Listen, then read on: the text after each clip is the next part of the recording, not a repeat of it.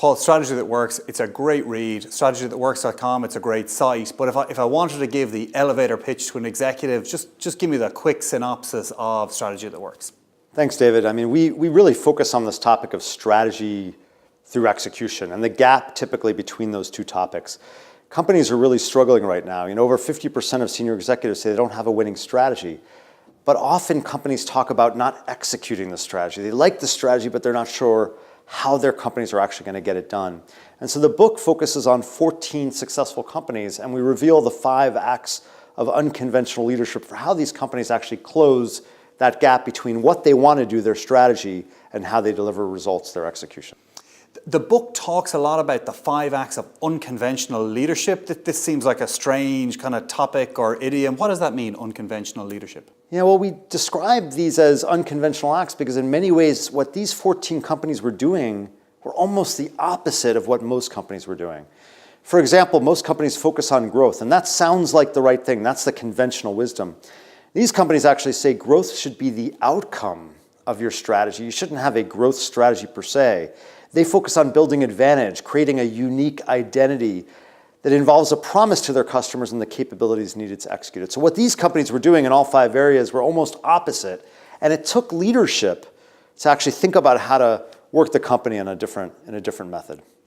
And some of the examples you gave in the book really give pause for thought. So you quote Jeff Bezos of Amazon saying, don't try to deal with all this uncertainty, just shape the future as you want it to be. That's a really tantalizing prospect for people trying to do strategic plans. Can you elaborate? Well, this is actually our 5th act in the book, and we describe it as shaping your own future.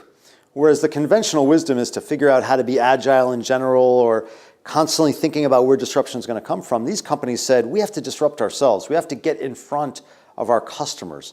I mean, Amazon makes for a great example. Here's a company that built world-class capabilities around non-digital areas as well, like their supply chain.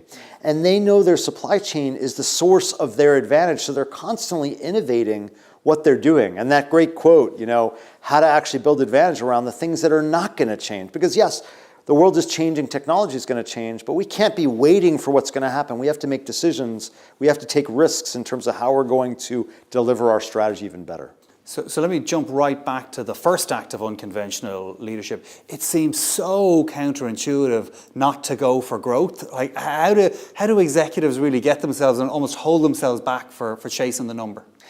Well, exactly, and particularly because we're always worried about the quarterly number. We're trying to find a little bit here, a little bit there, and we might launch 12 things and maybe 2 of them generate results. Unfortunately, the other 10 don't, and they drain resources and they create profitability challenges, and they don't really help us escape this quarterly challenge.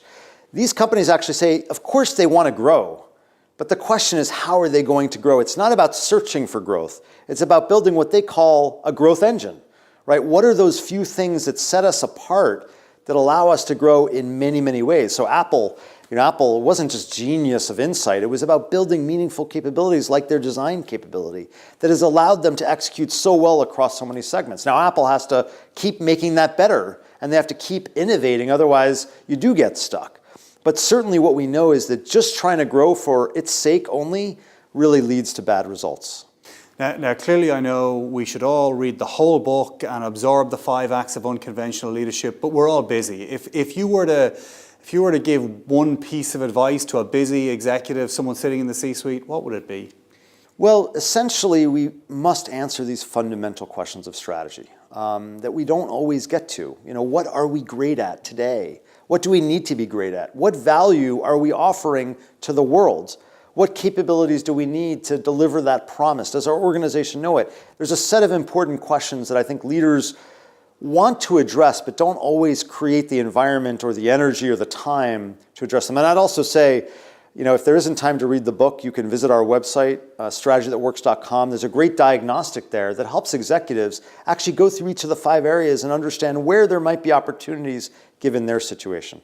Fantastic. It's a great read, it's a great book, and it's been fascinating talking to you.